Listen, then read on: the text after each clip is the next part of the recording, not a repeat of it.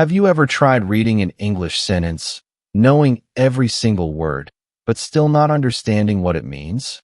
That happens because real English isn't just vocabulary and grammar. It's feeling, rhythm, and connection. It's not about knowing the words. It's about seeing how they come alive in stories. One of the most natural and effective ways to improve your English is through stories. They help you absorb vocabulary and grammar without forcing it. If you're ready to feel the language, not just study it, like this video, leave a comment and subscribe to True English. Bangkok came alive at night. The air was thick with heat, the streets glowing with neon lights, and the scent of grilled food floating through every alley. Noise echoed from all directions. Music, laughter, the hum of scooters. Among it all, James walked slowly through a night market, soaking in the chaos and beauty. It was his second night in the city. He had no plan, just a pocket full of small bills and curiosity guiding his steps. Bright stalls offered everything from handmade bracelets to fake designer sneakers. He tried a few snacks, fried dumplings, mango sticky rice, something on a stick he couldn't quite name. Then he saw it. A drink stand, tucked between two food carts, was serving colorful juices in clear plastic cups. The drinks sparkled under the lights like tiny potions. James approached and pointed at one, bright blue with crushed ice and slices of lime floating at the top. The vendor, a woman in her 40s, gave a friendly smile and handed him the cup. "Special drink," she said with a wink. James paid and took a sip. It was sweet, cold, and unfamiliar.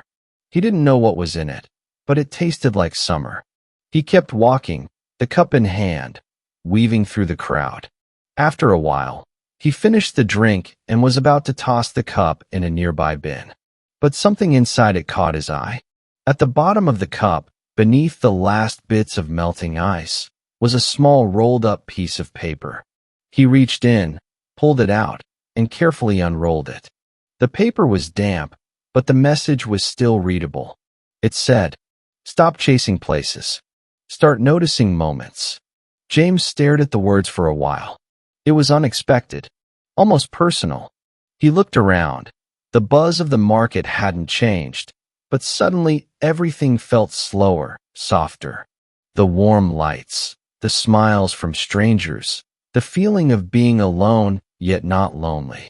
He folded the message and placed it in his wallet. For the rest of the evening, he didn't search for anything in particular. He just wandered. A street musician playing a bamboo flute caught his ear, and he stopped to listen. A child tugged on his mother's shirt and pointed at the moon.